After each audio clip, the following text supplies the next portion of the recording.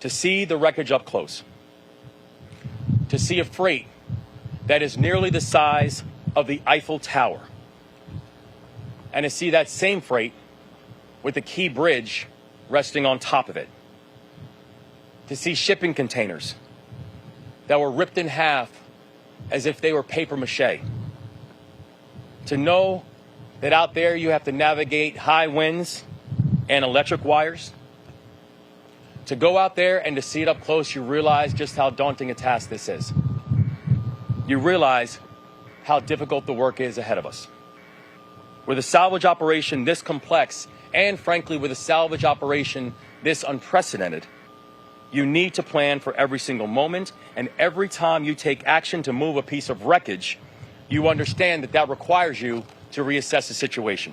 I'm Rear Admiral Shannon Gilreath, speaking on behalf of the Unified Command. As I mentioned last night, our number one priority of the Unified Command is to reopen the Port of Baltimore. And to do that, we've broken that into 3 phases. Number 1 phase is reopen the shipping channel. Number 2 is remove the ship. And number 3 is to remove the debris from the bridge from the rest of the waterway. We're beginning to make progress on those phases. In the phase 1, we talked about that we need to do the assessments of the bridge, both above the water line and beneath the water. Those assessments continue. As the governor said, we were out there today and we could see the engineers and the divers and the survey boats out there on the water in these difficult wind conditions, doing their job, doing their work to assess that bridge, to figure out how we can cut it up into the pieces we need to be able to lift. And back at the Unified Command, the governor, the commandant, all the elected officials, they could see those engineers working on those very plans. Engineers from the Army Corps of Engineers, Navy Supervisor of Salvage. We had state engineers there. There were some private engineers helping us, and we had some Coast Guard engineers there. And they're all working diligently to figure out that right plan to be able to break that bridge up into the right size pieces that we can lift. And the second part of that is we need to get the heavy lift equipment here.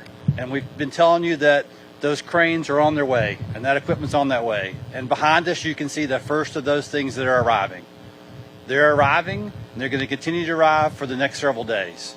And we're going to continue that planning so that we will be ready to be able to take advantage of that as soon as possible and do it safely. Today, workers began the daunting task of cutting the destroyed bridge into pieces, a critical first step in the urgent effort to reopen the city's blocked port. CBS's Nicole Skanga is there and getting up close to it all with the U.S. Coast Guard. Nicole?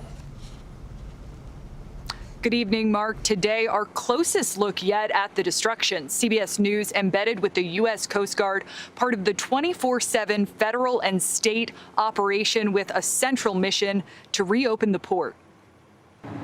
The 9th busiest port in America now at a standstill. The container ship Dolly trapped under an estimated 2,000 to 3,000 tons of twisted metal. Before the U.S. Coast Guard can reopen this vital shipping channel, authorities are rushing to clear the debris spanning 700 feet. We're about 250 yards away from the site of the bridge collapse. Behind me, you can see 1, 2, 3 cranes poised to lift the wreckage off of the container ship Dolly. A temporary channel is now in the works to get smaller ships moving. If we can open up another one that will help the economy here and move traffic in and out of the Port of Baltimore, even if it's not the deep draft, we want to take advantage of that opportunity.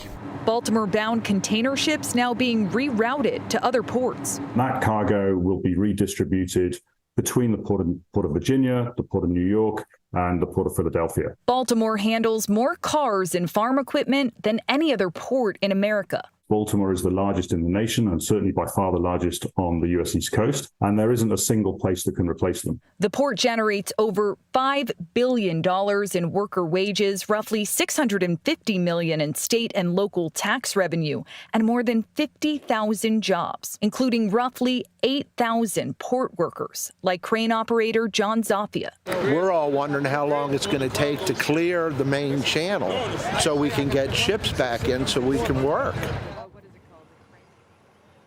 Maryland lawmakers are now crafting a bill that, if greenlit, would stand up a temporary financial relief program run by the Department of Labor. It's designed to help workers who regularly clock in at the port, and now they're waiting for it to reopen. Mark? Nicole Scanga with new pictures and new reporting. Thanks.